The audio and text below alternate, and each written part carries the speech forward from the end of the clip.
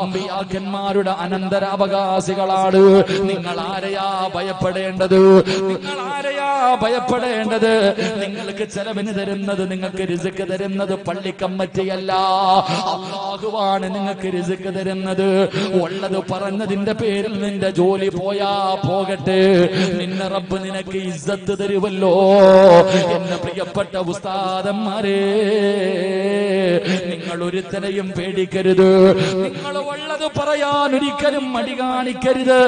യവന്റെ മുഖത്ത് നോക്കിയിട്ടാണെങ്കിലും അല്ലാഹുവിന്റെ നിയമങ്ങൾ, അല്ലാഹുവിന്റെ ഇസ്ലാമിന്റെ ശരീഅത്തിന്റെ നിയമങ്ങൾ യവന്റെ മുഖത്ത് നോക്കിയിട്ടും പറയാനുള്ള ചങ്കൂറ്റം കാണിക്കണം. മരിക്കുന്ന കാലം വരെ അല്ലാഹു നിങ്ങൾക്ക് ഹലാലായ ഭക്ഷണം തരുമെന്ന് നബി മുഹമ്മദ് മുസ്തഫ